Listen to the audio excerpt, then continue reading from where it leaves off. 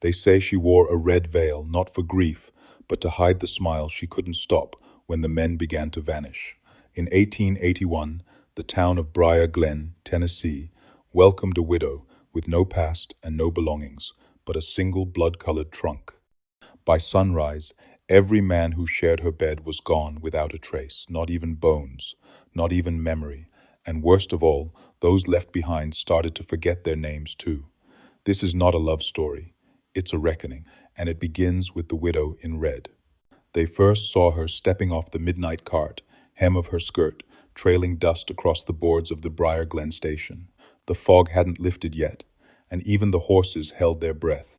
She wore no bonnet, no corset, no jewelry, only a floor-length crimson dress that shimmered like blood beneath soot, and a thin red veil that draped over her face like silk mourning.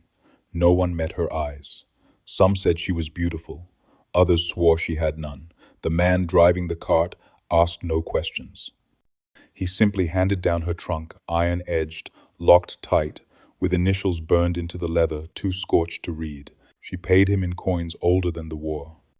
The widow, as they began to call her, walked alone down the single road that split Briar Glen, passing shuttered windows and dogs that didn't bark. She paused only once at the post, where the town nailed up death notices, and tilted her head. That night, by candlelight, she rented a room above the closed-down apothecary, where no one had lived since the cholera took Mr. Deakins. The landlady didn't remember handing her the key, but swore the room was cleaned by morning. By Sunday, she had 5 callers. The first was a farmhand named Tobias Greeley, known more for his charm than his judgment. He told the boys at the bar he'd be the first to bed the widow and maybe the first to tame her.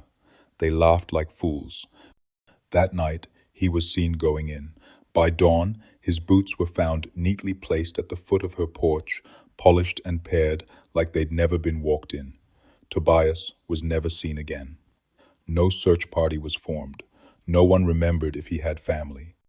But everyone remembered the widow in red, standing at her window the next morning, unmoving, veil still drawn, watching the town wake without him. She didn't blink. And behind her, just visible in the gloom, was a single lit candle and what looked like another figure, pressed to the wall as if painted in shadow.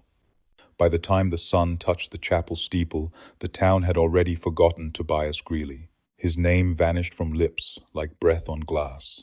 The bartender polished the counter where Tobias used to sit, but couldn't recall who drank rye with 1 ice cube and whistled off-key. The blacksmith, who once shoed Tobias's horse, stood staring at an empty stall, puzzled by his own ledger. Even the dog that used to follow him growled at nothing, pacing the road outside the widow's house with its tail low and eyes wide.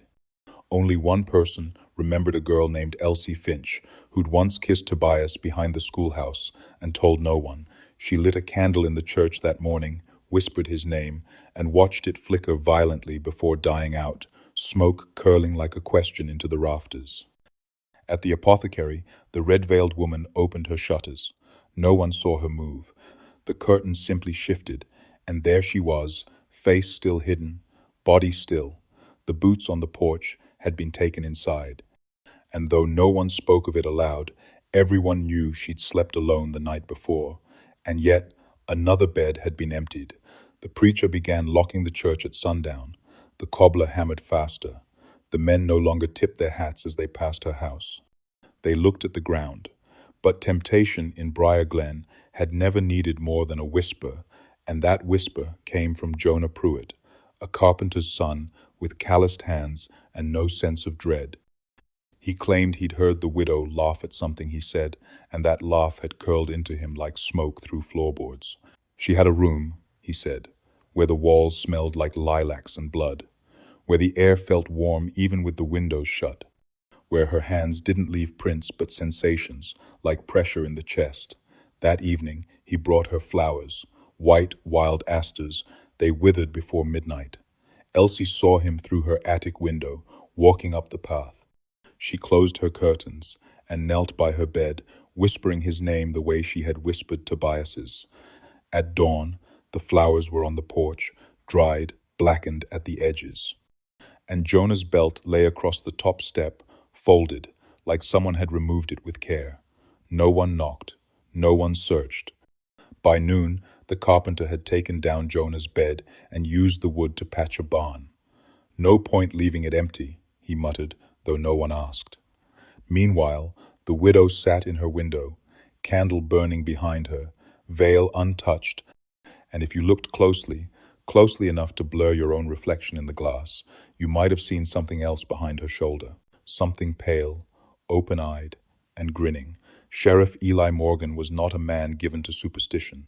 He wore his law like his coat, worn in, creased, and heavy with stories he never told. He'd buried 2 wives, outlived 3 brothers, and still took his coffee black at dawn, with a pistol on the table and no sugar in sight. But when he walked past the widow's house that morning, something prickled beneath his ribs. The shutters were half open, the porch swept clean, and yet the silence of that house was not the silence of emptiness. It was waiting, the kind of quiet that holds breath too long. He stopped outside the gate, watching the wind turn the weather vane. No sound came from inside, not a footstep, not a whisper, but still, he swore something behind that glass was watching. That afternoon, he made his way to the archives, to dig through what little birth and death records Briar Glen kept. Her name, Isolde Calrow, was written in faded ink on a single slip, signed only by herself. No next of kin, no place of origin. The boarding document was stamped 2 weeks prior, yet the trainmaster didn't recall anyone by that name. Might have been, he said, scratching his head, but I can't remember the face. The ink on the paper bled when touched. Sheriff Morgan tried again the next morning, only to find the document blank. The paper was still there, same size, same weight, but the words had vanished like steam off whiskey. He didn't tell anyone. That evening, he returned to the widow's house and knocked twice firm, even. She answered on the third. Her red veil was drawn, and her voice, when it came, was low and smooth as oil poured over cold stone. "Evening, Sheriff," she said. "I don't keep company." "I'm not here for company," he replied. "Just questions." She tilted her head, as if listening for something far off. "And if the answers don't want to be found?" "Then I knock again," he said. Her hand rested on the edge of the doorframe, pale, unringed. She nodded once, slow, and stepped back. The sheriff crossed the threshold, and the candle on her table flared without wind. He sat, she stood. They spoke little. He asked where she came from. She answered, "Farther than you'd believe." He asked if she knew the men who went missing. She said, "They knew themselves too little to be missed." And when he asked what was in the red trunk by her bed, she only whispered, "Memory." The candle dimmed then, flickered, and the sheriff swore he saw movement not hers, but something behind her, tall and bent, its shadow stretching too long against the wall. He left before dusk, without touching his tea. That night, he locked both doors to his home, something he hadn't done in 20 years. But still, the next morning, only his hat was found floating in the well behind the saloon, dry as bone. They buried the sheriff without a body. The well had been drained, the stone rim scrubbed clean, and still, the water smelled like burnt hair for 3 days after. His hat, faded brown felt with a brass pin, was laid atop the closed casket, as if it might fool the dead into thinking their lawman had gone down whole. But the town knew better. The preacher read the words with shaking hands, and no one looked toward the widow's house, though all of them thought of it. A few women crossed themselves. A few men gripped their belts and stared at the dirt, but no one cried. That night, the wind shifted. It came down from the ridge, pulling red dust off the roads and scattering brittle leaves across the graves. The air felt wrong, like breath sucked back into a mouth. At Miss Lavinia's dress shop, the seamstress sat up past midnight, working on a christening gown for a child not yet born. Her needle pricked her thumb, and the blood smeared across the fabric like wine. She sighed, got up to rinse it, and noticed the bolt of crimson lace on her shelf, one she hadn't bought, hadn't touched, and didn't remember owning. It shimmered in the lamplight, fine as spider silk. She ran a finger along it and found names stitched inside the hem, not printed, not embroidered, woven: Tobias, Jonah, Eli. Each name repeated once, then faded into thread again. She yanked her hand back like it had burned her. The lace fell to the floor in a perfect coil. It did not wrinkle. The next morning, she brought the fabric to the preacher. She tried to speak, but her voice stuck in her throat like a stone. He examined the lace, squinting beneath his spectacles. When he lifted it to the light, he saw not names, but faces, not woven, but suspended, as if beneath ice. Each man frozen mid-expression, mouths parted, eyes pleading. He dropped it. The lace did not fall. It remained suspended mid-air for a breath, then curled once more on the table, soft as ever. "Take it back," he whispered. But she already had. Her hands would not let go. That evening, smoke rose from the widow's chimney for the first time since her arrival. It smelled not of wood, but of cedar and iron. The sky turned the color of old blood. The preacher locked the church early. The seamstress sat in her shop, alone, turning the lace over and over in her lap, like a rosary she didn't know how to pray. At midnight, her scissors were found in the street outside her door open, glinting, still warm, and the next morning, a new length of crimson lace hung in her window, cut with impossible precision, the names of 3 more men glinting faintly along the edge. Waiting, they found the boy kneeling at the widow's gate just before dawn, barefoot and murmuring a song no one had taught him. His name was Silas Burke, 9 years old, half wild and sharp-tongued, known for stealing apples and carving devil faces into fence posts. But this morning he didn't blink, didn't flinch. His eyes were glassy and full of fog, like he'd stared too long at something that didn't want to be seen. When his mother yanked him up by the arm, he bled from the ear and spoke one sentence before collapsing. "They're sleeping, with their eyes open." The town doctor said he'd likely fallen and struck his head. "Delirium," he muttered, though he couldn't explain the bruises shaped like fingertips around the boy's ankles. Silas slept for 3 days, muttering nonsense in his fever. His sheets dampened and dried again. His voice changed pitch, sometimes becoming gravel deep, whispering names no one recognized. But on the 4th night, the wind howled in from the holler, and the boy sat bolt upright and screamed a name they did know, Jonah. Then he bit his own tongue clean through. The widow's window was open that night. Her candle burned steady. The next morning, the preacher called a meeting at the church. The benches creaked with unease. No one dared say her name, but all spoke around her. Disappearances, bad luck, the air feeling heavier. The preacher read from Exodus. A few men nodded.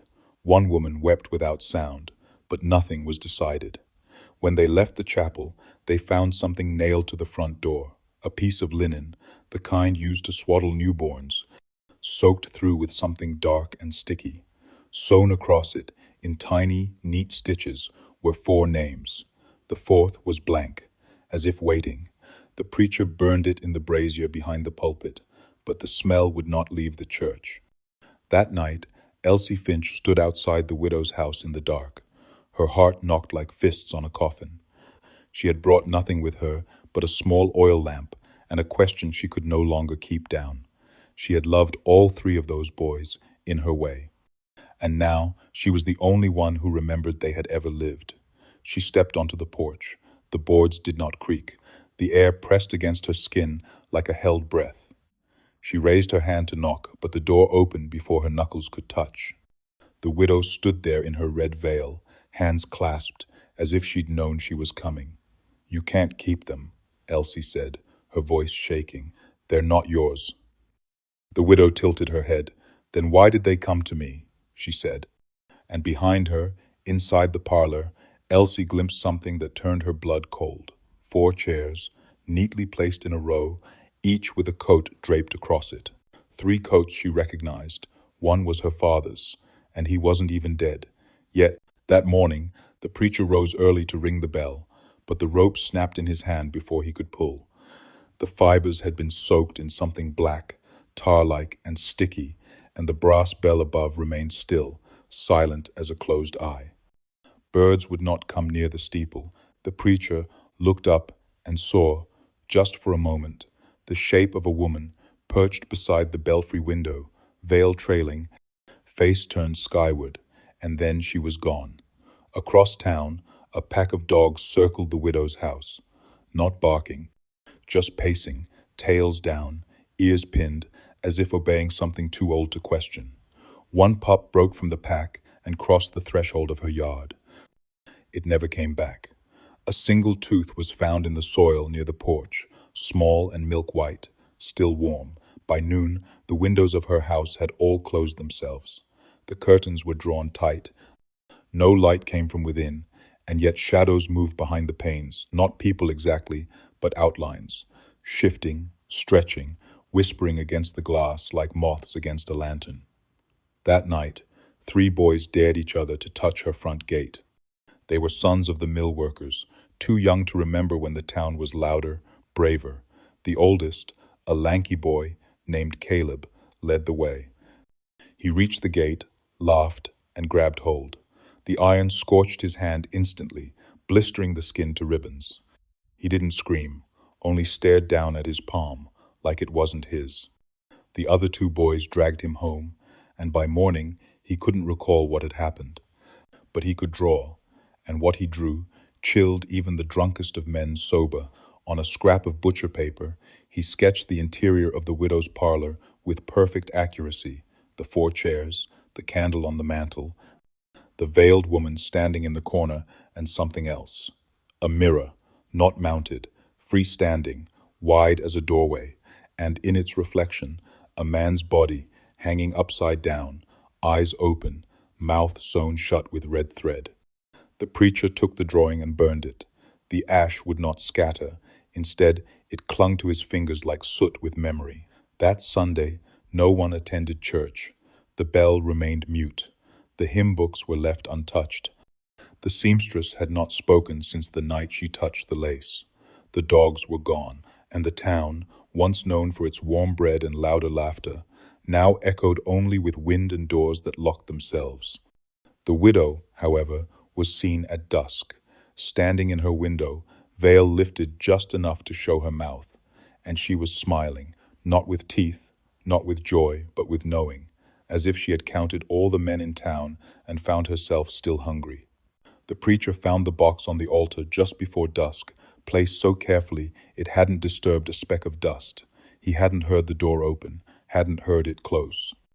And yet there, it sat, a narrow, wooden chest, no longer than a man's forearm, blackened by smoke, carved with symbols he couldn't read and didn't dare trace. He called no one. He shut the doors, drew the curtain, and lit 3 candles.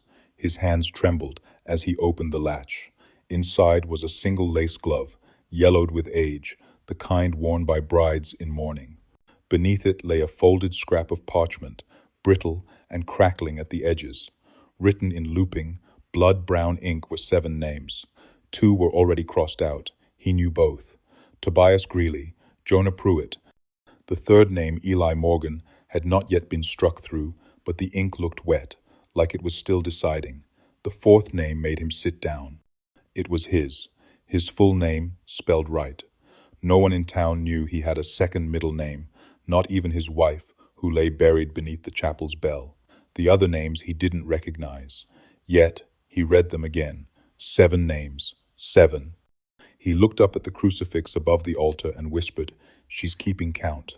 He replaced the glove and closed the box, but when he turned to leave, he found the chapel door wide open and a child sitting in the front pew. It was Silas Burke, the boy who'd screamed names in his sleep and bitten through his own tongue. He sat perfectly still, hands folded, gaze fixed on the pulpit.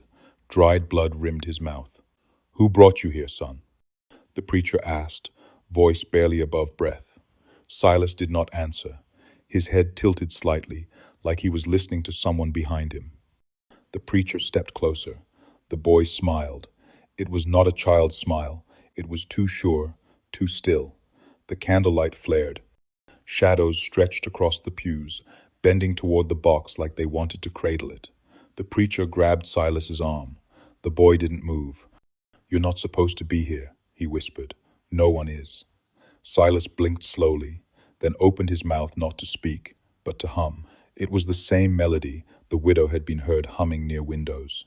The same tune carved faintly into the wood of Tobias's old cabin, the one no one could scrub away. The same tune that made mothers wake up with dirt on their hands. The preacher backed away, heart thudding like war drums. He dropped the box, slammed the doors, and rang the broken bell with his bare hands until they bled. That night, the town heard nothing. The bell made no sound. But the next morning, the preacher's name had been crossed out, and the glove was gone. There was something wrong with the mirror.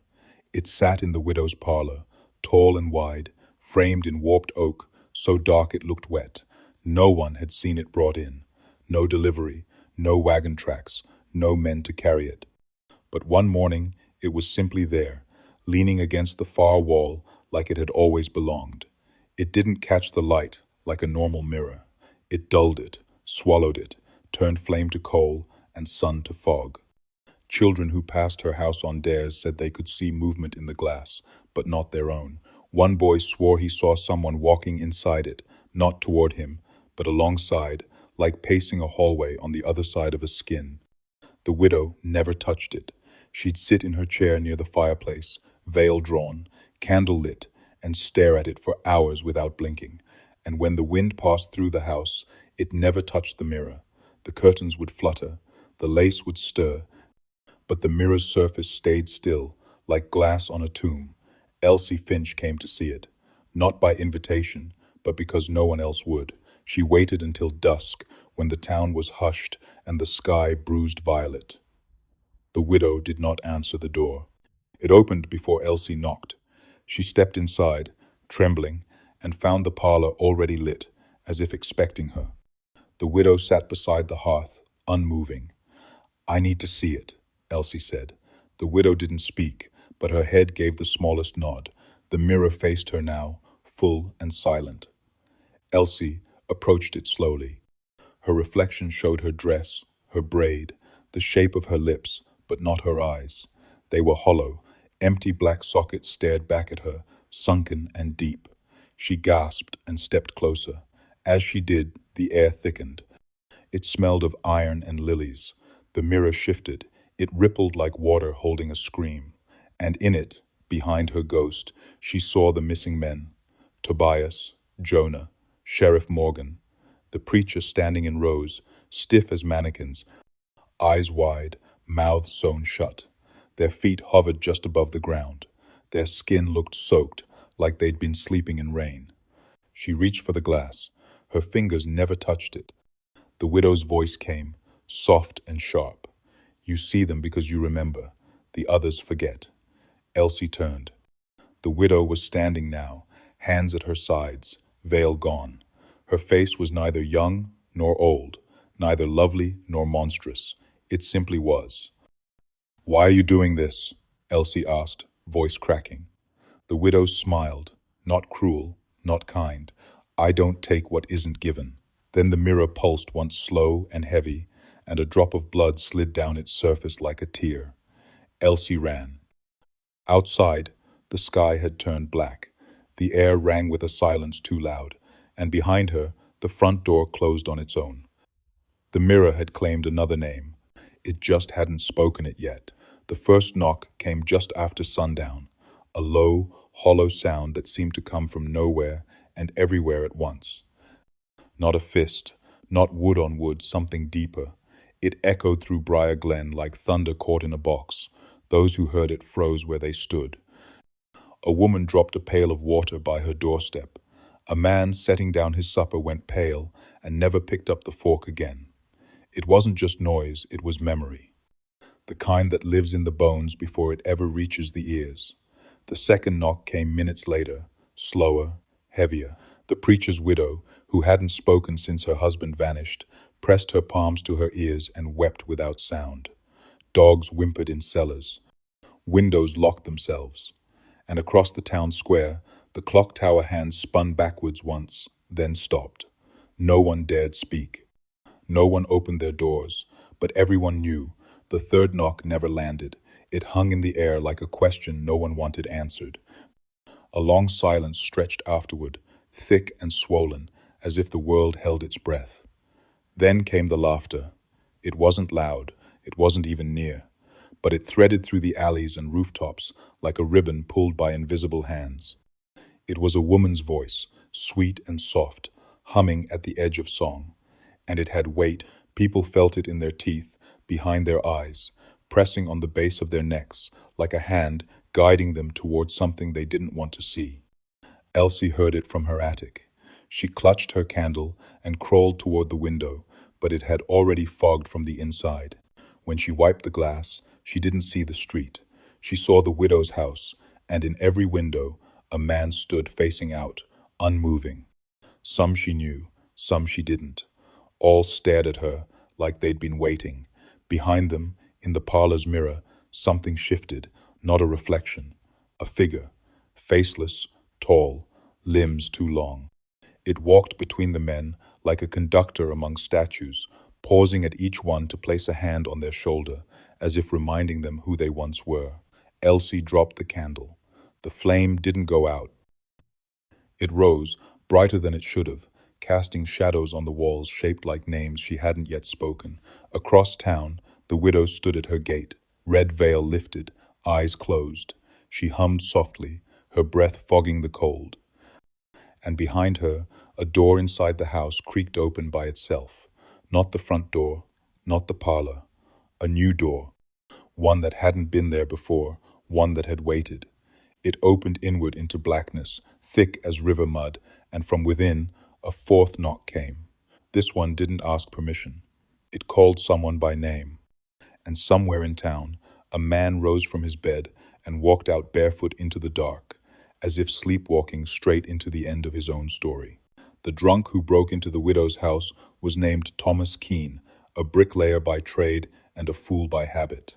He was the sort of man who spat near churches and swore he once danced with the devil in a thunderstorm just to win a bet.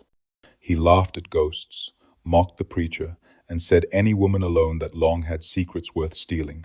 On a cold October night, with whiskey on his breath and spite in his gut, he stumbled up her porch steps, muttering curses and promises beneath his breath. He thought he was being clever. No one saw him go in. The door was unlocked. The house was quiet, but the quiet inside was different. Not the hush of an empty home, but the kind that watches. He called out her name, or what he thought it was, and laughed when no one answered. "Ain't no woman here but silk and stories," he said, lifting his lantern. What he saw made the flame stutter. The parlor was empty, yet warm, warmer than it should have been, warmer than any house without fire had a right to be.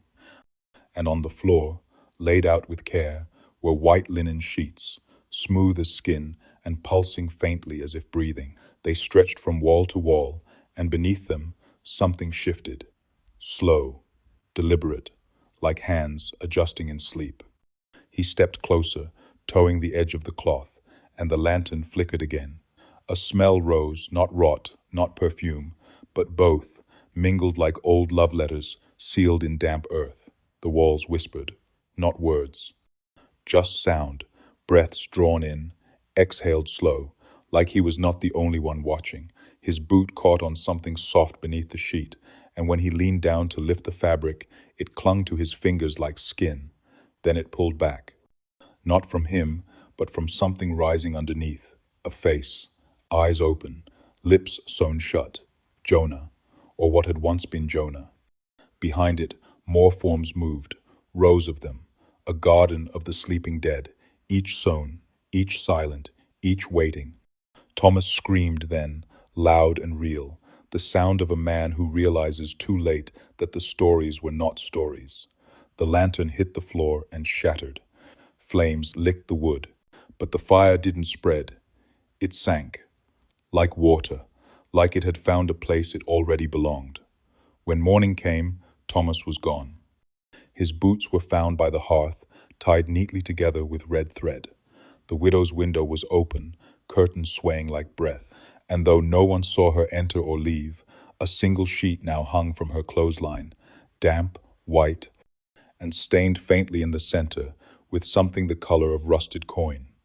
The town did not speak his name, not out loud, but some swore they saw his face in the window's reflection, blinking slow, as if trying to remember who he'd been before the sheet tucked him in. It was the portrait that changed next. Hung above the widow's fireplace since the day she arrived, it had always drawn the eye and then repelled it. A woman in morning dress, black lace over her face, hands folded just so, standing before a crumbling stone arch. No one ever asked who painted it. No one remembered seeing it carried into the house. But everyone who stepped inside swore it had always been there, like wallpaper left from a house before. At first, it seemed nothing had shifted. But Elsie Finch, who had begun watching the house from across the square with a mirror shard hidden in her coat, was the first to notice. The arch behind the painted woman, once blank stone, now held markings, faint but growing bolder each night. Etchings of eyes, dozens, wide and open, some weeping, some stitched. And the woman's head, once bowed, now tilted ever so slightly toward the viewer, as if listening, as if remembering. A traveling peddler came into town that week, the first outsider in months. He sold spoons, pins, and ink-dipped silhouettes, cut in moments with scissors sharper than they should be. He took one look at the widow's house and stopped walking. Said he'd seen that portrait before, but not here, in a home in Delaware that burned in 1849, killing a woman who wore a red veil. She had no eyes, he muttered, no face beneath the lace, just mirrors. You know what happens when you look too long? No one asked. He left before nightfall. His cart was found overturned by the river, the wheels still spinning. That same night, thunder rolled through Briar Glen with no rain. The widow's windows lit up, one by one, each glowing gold behind drawn curtains. And then they all darkened at once. The portrait changed again. The next man who entered her house, a baker's cousin, looking for coin or thrill, no one remembered, which came stumbling out before midnight, bleeding from the nose and screaming that the woman in the painting had turned around. She looked right at me. He choked. She was behind the glass, not on it. He clawed at his face until they tied his hands. He died the next morning, choking on a mouthful of black thread. In the widow's parlor, the portrait remained. The woman now faced forward. Her eyes were visible, and they were familiar. Too familiar. Sheriff Morgan's eyes, one green, one gray. That morning, a fog rolled in so thick it swallowed the square. The air smelled of camphor and candles. And from the widow's chimney, smoke rose not gray, not white, but red, thick as blood, and drifting slow, like something alive. The house watched now, not just from windows, but from the canvas above the fire, and anyone who looked too long at that portrait swore the stone arch behind her began to widen just enough for someone else to step through. The letter arrived on a Monday, tucked neatly beneath the schoolhouse door, sealed with wax the color of dried blood. Miss Adeline Maris, the teacher, found it while sweeping the morning dust from the threshold. She hadn't seen a post rider in over a week, and the handwriting on the front, slanted, ornate, and unfamiliar, made her chest tighten. There was no return address, just her name, written in the same script used on the death certificate of her fiancé, Edwin James. He had vanished the spring before, on the night before their wedding. No body, no witnesses. Only his boots turned neatly toward the widow's gate. Adeline had not spoken his name since. With trembling fingers, she cracked the seal. Inside was a single sheet of parchment, folded twice. It bore a letter in Edwin's hand, unmistakable, down to the peculiar loop in his Y's. The ink shimmered faintly, as if still wet. The words were tender, apologetic. He spoke of how sorry he was, how he had walked into the widow's house thinking only of warmth, not consequence. He wrote of mirrors that do not reflect, and dreams that bleed into waking. He said he was somewhere between sleep and soil, and that she should forget him before the door opened again. The last line chilled her. Tell the preacher I still remember my name, but I am forgetting my face. She dropped the letter as if it burned. That night, she didn't go home. She locked herself in the schoolhouse, lit every lamp, and sat facing the blackboard until dawn, the letter open beside her, as if daring it to move. When morning came, she was found asleep at her desk, pale as chalk, with red thread tied tightly around each wrist. The thread was not there the night before, and neither was the second letter. This one was found in the preacher's old Bible, the one left behind when he disappeared. It was addressed in the same handwriting. Inside was a single phrase, 5 of 7. Underneath, another line had been added, the sixth knocks tonight. That evening, the bell rang. It had not made a sound in weeks. No wind moved it. No hand pulled the rope. It rang once, long and deep, like a funeral, too proud for silence. People stood in their doorways, clutching coats and candles, and stared at the widow's house. The windows glowed with dull firelight. The chimney bled smoke. And in the mirror of her parlor, though no one dared approach, a seventh chair had appeared empty, waiting, carved with the symbol that now marked the preacher's old Bible. In the silence that followed the bell, a boy whispered, "I think she's writing the last one now." And somewhere in that house, under candlelight and lace, the widow dipped her pen and smiled. The cobbler's boots walked themselves to the widow's porch. That's what folks said, though no one saw it happen. They simply woke to find them there, a pair of men's boots, perfectly cobbled, polished to a black that reflected no light. The cobbler, Benjamin Harlan, had not been seen since the bell tolled 2 nights before. His shop stood open, the smell of oil and leather hanging in the air like a prayer left unfinished. Inside, his tools were arranged with unnatural precision, each blade and awl placed as if for judgment. The soles he'd been working on were complete, though no one remembered him buying the materials. The boots on the widow's porch weren't his old pair. They were new, too new. They gleamed like they had never touched dirt, and yet the heels were scuffed, as if worn through 100 miles of walking. A small tag was tucked into one of them, handwritten in the same strange ink that had sealed the letter to Miss Maris. It read, "Made to fit what remains." That morning, the town turned quiet again. Even the wind went still, as if it too had decided to keep its head down. Elsie Finch, who now spent more hours awake than asleep, passed by the widow's house and noticed something stranger than boots. The cobbler's apron, which he wore every day for 30 years, was hanging from the window frame, tied like a curtain, its front pocket sagging slightly, as if holding something unseen. She dared not cross the gate, but her eyes locked onto the mirror just beyond the window. For a second, she saw herself. Not how she looked now, but younger, untouched by death, hair longer, eyes brighter. Then her reflection blinked when she did not, and beside that false version of herself stood Benjamin Harlan, barefoot, smiling, not at her, but through her. That night, the boots vanished from the porch.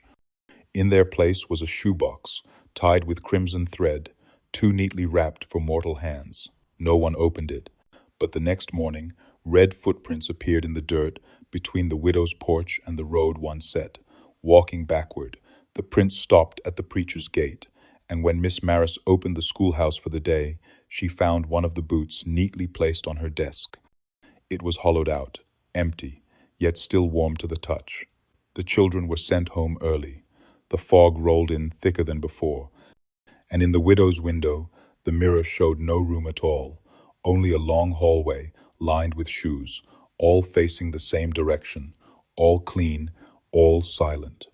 By nightfall, Briar Glen stopped speaking the cobbler's name, and those who tried found their tongues felt heavier than they should, as if stitched by unseen thread that tugged tighter the more they remembered. The river turned pink just after sunrise, not bright, not sudden, just a faint hue, like watered-down blush seeping into the current from somewhere far upstream. Children noticed it first, tossing pebbles and watching the ripples spread like veins. By midday, the color had deepened, and the preacher's widow said it looked like a baptism gone wrong. Livestock refused to drink. Fishermen pulled in nets of bone-white fish, eyes missing, mouths open in silent gasps. No one spoke of it directly. They called it the shade, or the bloom, pretending it was something seasonal, though the river had never once changed color in all their years. And yet not a single person dared to follow the current to its source. Until the girl with the lantern. Her name was Clementine, no more than 13, half wild and always listening. She followed the color upstream just past Briar Glen's border, where the trees leaned too far inward and the birds forgot how to sing. She returned just before nightfall, soaked to the knees and shaking. She wouldn't speak until her mother poured salt water into a bowl and placed it at her feet. Then, eyes wide and voice ragged, she whispered, "There's someone in the riverbed, not lying in it. Beneath it." The story poured out in stutters. She had reached a bend in the water where no trees grew. There, buried beneath the shallows, was a woman's figure, motionless but not dead, arms crossed over her chest, eyes open, watching. Clementine swore the figure matched the widow's shape exactly, down to the folds of her gown and the lace at her collar. But the strangest part was this. When the girl turned to run, she slipped, fell, hit her head, lost her grip on the lantern. When she surfaced, coughing and wet, the figure was gone, but standing on the bank across the water was the widow, dry, smiling, veil lifted to show a face that did not blink. That night, the river sang, not with music, but with voices, dozens of them, murmuring below the surface like secrets spoken into wet cloth, some in prayer, some in pleading, some simply repeating the names of men long vanished. Tobias, Jonah, Eli, Benjamin. The sound drew people from their beds. They stood at the banks in the dark, candlelight flickering, listening. Then a shape emerged. Not a woman, not quite, taller. Bent at the joints like the frame of a drowned marionette, dragging itself from the water with hands like wet roots. No one moved. The candles blew out at once. When the sun rose, the river ran clear again, except for a single lace glove caught on a rock near the bridge, glistening with dew and something darker. It hadn't been there before, and stitched into its palm, just faint enough to miss, was the word "listen." No one spoke that day, no one dared whisper. But by nightfall, 3 more names had vanished from the town registry, as if they had never existed at all. She was not born with breath. That's what the midwife said. Years later, when she finally spoke of it, the woman who now wore the red veil had once been a stillborn child delivered on a thunderless night in the spring of 1842 in a cabin far from town, where the trees grew too close together and the air smelled like copper and rain. The mother had screamed herself hoarse. The child had come quiet. No wailing, no motion, skin pale as wax, eyes closed. The midwife wrapped the body in linen, whispered a psalm, and laid it in a box to be buried before sunrise. But 5 minutes later, the child began to hum. Not cry, not cough, hummed. A low, wordless tune, as though it had returned from somewhere deeper than the womb and remembered a lullaby from the other side. The mother fainted. The midwife dropped her rosary and ran into the night. When she returned, the box was empty. The child sat in the dirt, eyes open now, humming to the moon. No one spoke of it after that. The family moved. Records were lost. The midwife changed her name and grew old in silence until now. Word had reached her of a widow in Briar Glen, the veil, the humming, the disappearances. She packed a satchel with salt, a candle, and a broken crucifix, then set off on foot. She was nearly blind, nearly bent double, but she came all the same. She arrived at dusk. The widow's house loomed like memory turned solid, and the air grew still around it. The midwife knocked once, then twice, then 3 times. No answer. She opened the door. Inside, the parlor glowed with candlelight. The mirror was covered in lace. The chairs were empty. The air was warm and pulsing, like breath held too long. She stepped forward. The house exhaled. The widow appeared from the hallway without sound, barefoot, veil lifted, eyes fixed. The midwife did not flinch. She reached into her satchel and pulled out the old linen, the same one she'd wrapped the stillborn in 40 years ago. She held it out. The widow looked down, her mouth curled into a smile that did not reach her eyes. "You wrapped me too tight," she said. "I almost didn't come back." The midwife's hands trembled. "You weren't supposed to." "I was invited," the widow replied, tilting her head.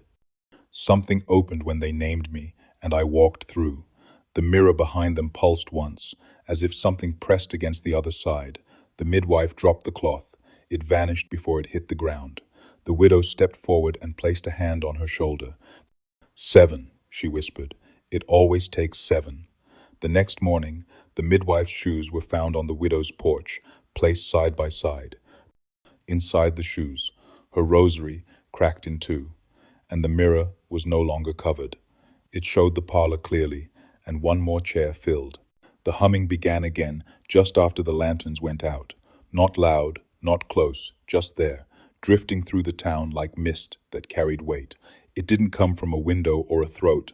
It came from the ground, from under doors, from beneath floorboards, from the cracks between planks where cold shouldn't reach.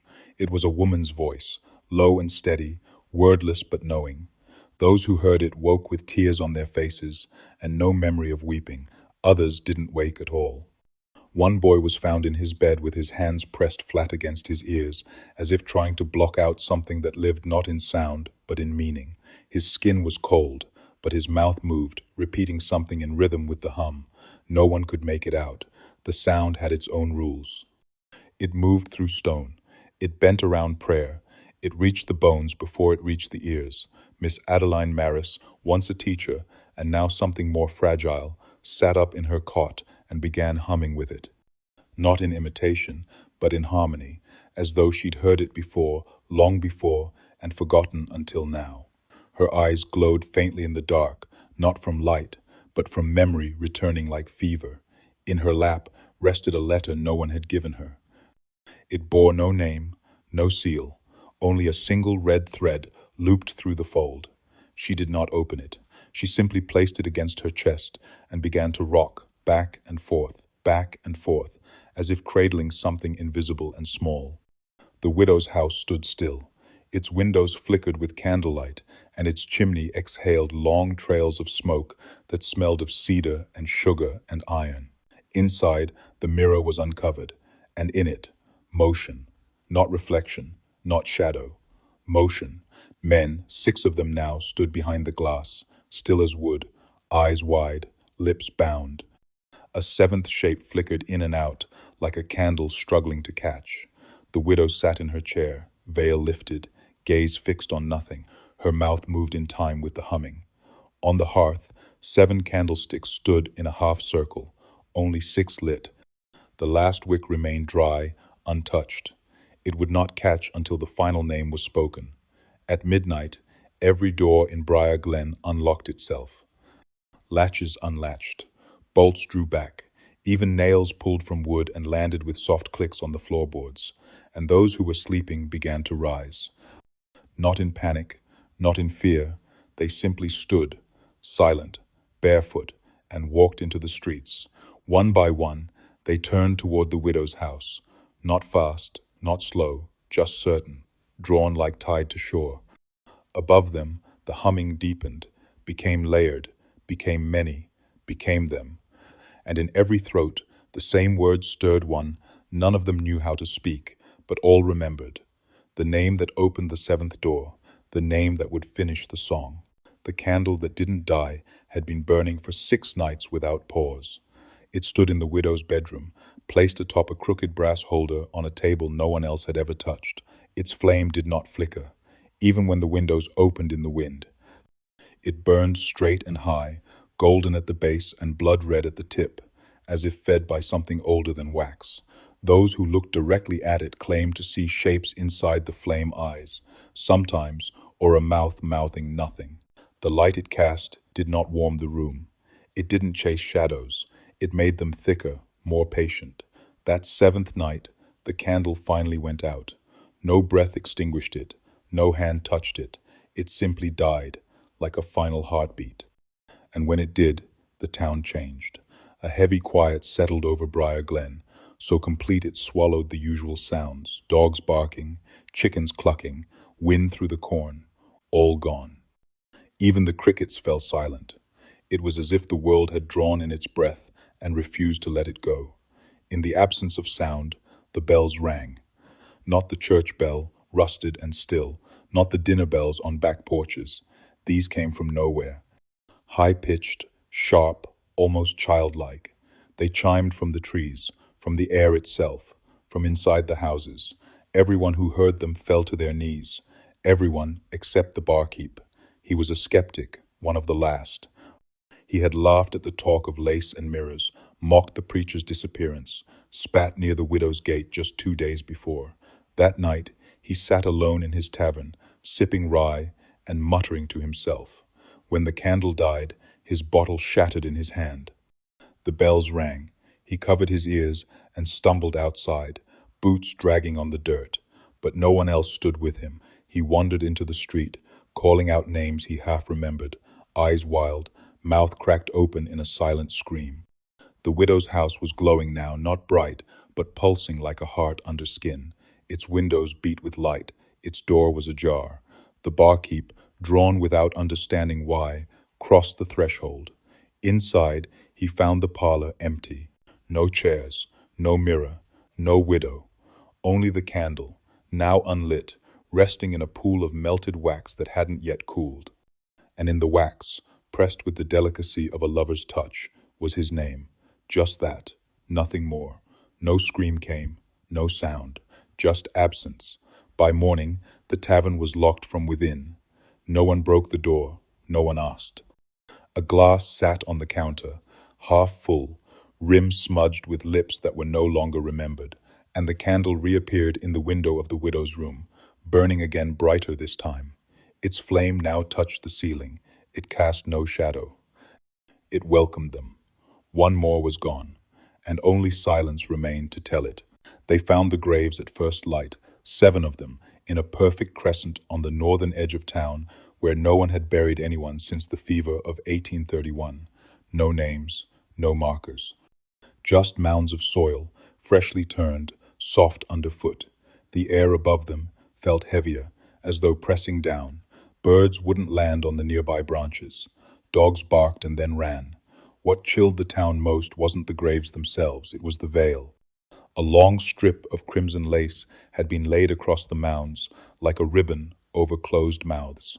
It shimmered in the early light, not with beauty, but with warning. Each grave was spaced the same distance apart, measured with eerie precision, as if placed by a hand that had done this before. Someone no one remembered who ran to fetch the preacher's old Bible, now kept locked in a drawer behind the schoolhouse altar. The page that once held the names of the vanished was gone. In its place lay a scrap of mirror, jagged and dark. When held to the graves, it did not reflect the earth. It reflected faces. Faces no one could name, but all instinctively feared. Not of men, not entirely. The townsfolk began to whisper of leaving, of taking the train or the trail or the river, and never looking back. But none could agree on where to go, or when to move. Their boots felt heavy, as though the dirt itself clung to their soles. That night, Elsie Finch lit 7 candles and placed them in her window, one for each grave. She stayed up watching the light tremble. At some point before dawn, one of the candles blew out, not from wind, not from breath, just ceased. She relit it. It died again. The 3rd time, she left it. And in the mirror across her parlor, she saw the grave furthest to the left begin to sink. Just slightly, as though something inside had shifted. Across town, the widow's house was silent. The curtains were drawn. The mirror in her parlor was veiled again, but the cloth bulged outward, as if something behind it breathed slowly, deeply, with purpose. No one dared knock. No one dared call her name. But someone, perhaps a child, perhaps something older, left a single daisy at the foot of each grave, the petals browned by dusk. And from that day forward, anyone who stepped too close to the edge of the cemetery swore they heard weeping, not from below, but from the trees. High, distant, carried by a wind that never stirred the grass. The veil remained. The graves did not sink. But the 7th, the final one, had something new upon it come morning. A small shoe, child-sized, polished black, still warm, and inside it, tucked just beneath the tongue, was a lock of gray hair tied with red thread. One final space remained, one last breath to be taken. The veil had not yet lifted, but the ground was listening. He was the only one who resisted. His name was Simon Bell, a tanner's son, born without the gift of hearing, and perhaps that was why he lasted. While the town drifted into silence that wasn't natural, While the humming threaded itself through teeth and timber and memory, Simon heard nothing. He saw lips move, he saw the panic in eyes, but the sounds never reached him. And when the bells rang through the air like silver needles, he slept soundly in the cellar below his father's shop, wrapped in thick blankets and a dreamless dark. That might have been the reason she chose him last, or perhaps she was saving him. One night, Simon vanished. No one saw him leave. His boots remained by the hearth, his jacket folded by the door, but his cot was cold, the blanket flat, undisturbed. And yet, by some mercy or mistake, Simon returned. At dawn, he walked through the center of town barefoot, wearing only a shirt soaked through with something clear and sweet-smelling, sap, perhaps, or blood not yet claimed. His eyes were wide open, his lips moved in rhythm to a song only he could hear. He did not speak for 2 days. They kept him in the old rectory, behind locked doors, watched over by Elsie and Miss Maris. When he finally opened his mouth, the voice was not his own. It was deeper, layered, as though spoken through a throat, not yet adjusted to speech. "She comes where silence grows," he said. "She waits until the name fades. Then she takes what's left." He blinked and wept without sound. On the third day, he drew pictures. With charcoal on the church wall, he sketched what he'd seen, not dreams. He insisted with his hands, but places. A hallway lined with teeth, a cradle made of bone, a bed where a man slept beneath glass, smiling with no mouth. And at the center of it all, a door, 7 locks, 7 keys, one still turning. "She's not behind it," he wrote on the wall. "She is the door." That night, he tried to deafen himself again, took a needle to his ears, pressed wax in deep, praying in silence. But it was too late. He had heard her now, not with ears, but with memory. The humming had gotten in. In the early morning, Elsie found him kneeling before the church mirror, staring into it. His fingers traced something only he could see. When she touched his shoulder, he flinched and whispered, "She knows I stayed." By noon, he was gone again. Only a red thread remained on the windowsill, tied in a perfect knot, and carved into the mirror, where fog should have gathered, were the words, "Not spared, only delayed." The townsfolk stopped saying Simon's name after that, not out of fear, but because it hurt their tongues, as if the name itself had weight, as if speaking, it pulled them closer to whatever still breathed behind the veil. They said she was dancing. That's how the story spread, slow and quiet, like rot beneath floorboards. Just past midnight, when the moon was shrouded in mist and the fog crept down from the hills, a stable boy named Ephraim saw movement through the willow trees behind the old barn. At first, he thought it was firelight flickering, soft, unnatural. But as he crept closer, he saw her, the widow in red, barefoot in the grass, turning slow circles with her arms outstretched, as if embracing someone no one else could see. Her veil trailed behind her like smoke in water. The air around her shimmered, as if made of heat and breath, and though she moved as though music played, there was no sound, none at all. Ephraim watched from behind a rotted beam, frozen. He swore her feet never touched the ground. They hovered just above it, toes grazing the earth, skirt never catching a twig or stone. As she turned, shapes flickered in and out of the mist around her, shadows with shoulders, with hands. Men. They circled her like moths around flame, faceless but familiar. One passed near Ephraim, and the scent of cedar and rain soaked his clothes. He ran. When he told the others, they didn't laugh. Not this time. Too much had happened. Too many boots, too many letters, too many names whispered that no longer had owners. That morning, the barn burned. No thunder, no lightning, just sudden flame, red as the veil, rising from the windows and roof like it had waited there all along. The fire made no sound, not a single pop or crack. The townsfolk stood watching, numb, as the barn collapsed inward on itself, ember by ember, as if bowing. No one moved to fetch water. No one called out. And yet, when it was done, when the ash cooled and the smoke thinned, something was left standing. In the center of the ruins, untouched by fire, was a single candlestick, brass, twisted, still warm. and lying beside it was a ringgold, old, carved with a symbol no one could place. Inside the band, a name, Jonah. The ring was given to Elsie, though no one admitted who handed it to her. She wore it that night, without knowing why, and dreamed of the widow dancing in a circle of mirrors, each one showing a different version of herself: child, maiden, bride, corpse. And behind the last mirror, something trying to crawl through, something smiling without lips. In the morning, Elsie found her reflection moving before she did, only for a second. But long enough.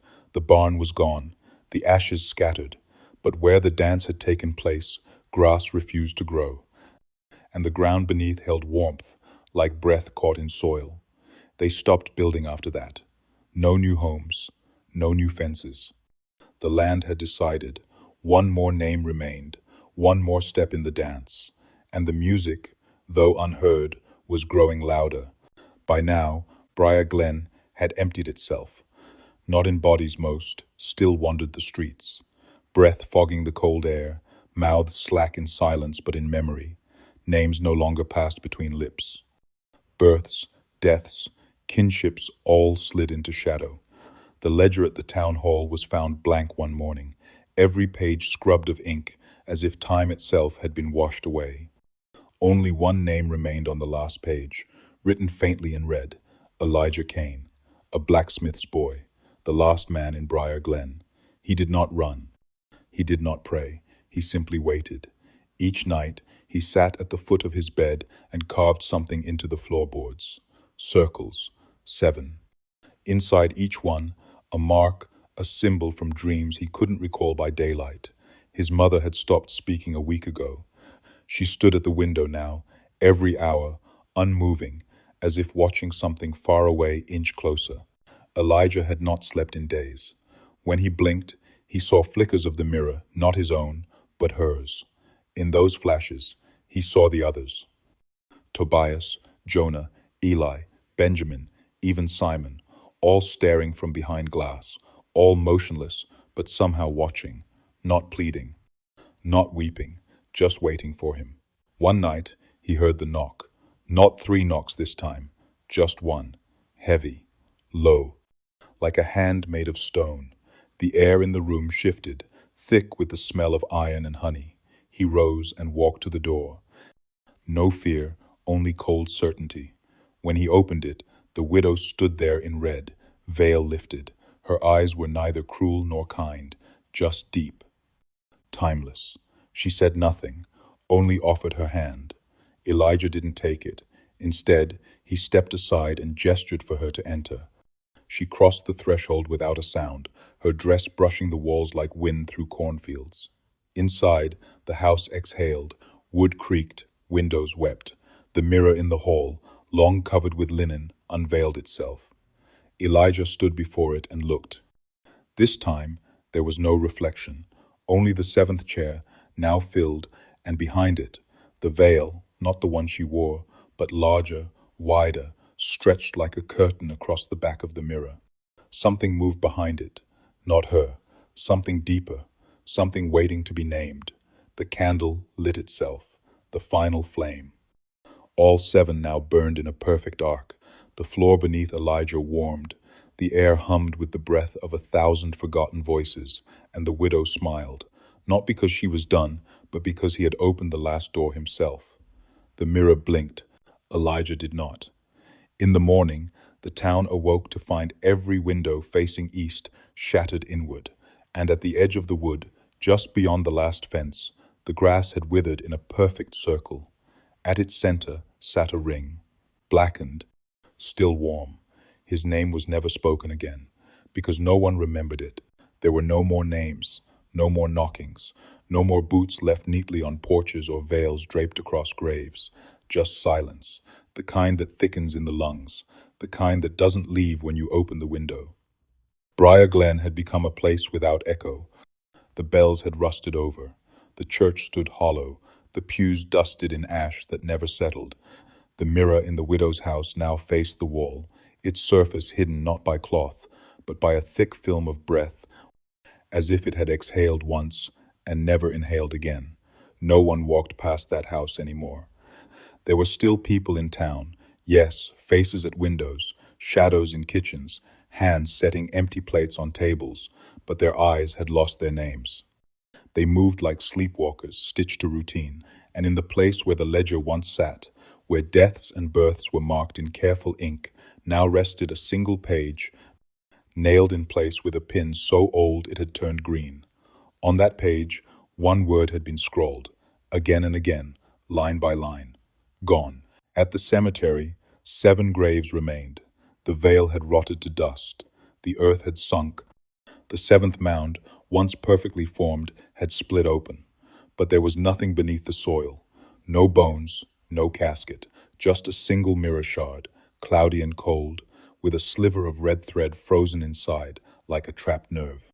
And still, the grass did not grow. Still, no birds came near. Elsie Finch, now gray-haired and hollow-eyed, remained the only one who remembered. Not everything memory didn't work like that anymore, but enough to ache. She wandered the town with a handkerchief in her pocket and a string tied around her wrist to remind her what fingers were for. She visited each doorstep. She whispered the names aloud even when they burned her tongue. And when she passed the widow's house, she nodded, not in greeting, in recognition. The door was never open, the curtains never stirred, but the air around it pulsed, like breath held too long, like a lung that refused to rise. One night, Elsie sat at the foot of the hill where the bell tower once stood and waited for the stars. None came, but something else did. A sound. Not a knock, not a hum, a voice, soft, old, familiar. It said her name, just once, and then, from the ground beneath her, a candle flickered to life. The wick burned blue. The flame curved toward her like a finger, and behind her, in the shadows, the mirror blinked. The town had gone quiet, not because the horror had ended, but because it had remembered itself. There was no need for names now, no need for boots, only breath, only memory, only the waiting. The veil was gone, but the house still watched. And something, somewhere, had not yet finished its song. In the spring of the following year, a man with no map wandered into the edge of what used to be Briar Glen. His coat was torn, and his shoes were wrong for walking, but he had been pulled by something soft and steady, a sound, he thought at first. A lullaby too faint to name. The trees grew dense around the road, leaning inward as if to keep secrets from spilling.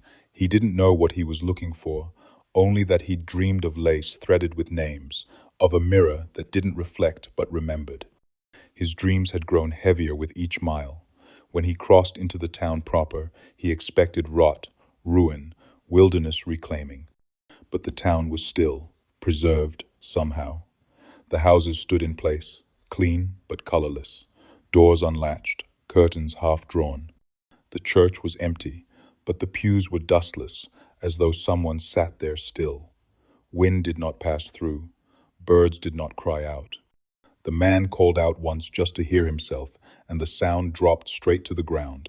Not echoed, not answered, just swallowed. He passed 7 homes. Each one bore a faint mark on the doorframe, a single carved line, as if someone had kept count and stopped before it mattered. Then he saw her house, not by its shape, but by its waiting. It stood with a presence that had weight, a stillness that turned the stomach. The window curtains were red now, a deeper red, not fabric, something closer to fluid. As he approached, he saw no boot prints, no footprints at all, just a thin trail of ash that led to the porch and stopped. On the door was a lace glove, pinned in place with a splinter of mirror. Inside the glove, a lock of his own hair. He didn't know how, but he knew it was his. He opened the door. The hinges did not creak. The house breathed him in. The parlor was as it had been described in letters he never wrote. 7 chairs, 1 mirror, no fire. The candle burned steady, the last of 7. The mirror now held no reflections, only doorways. Each shimmered faintly, and each showed someone standing just out of reach, mouthing his name. Then the humming began, not from the room, from inside him, from marrow, the kind of sound that reminds you you've been here before, that you agreed to come back, that you were never meant to leave.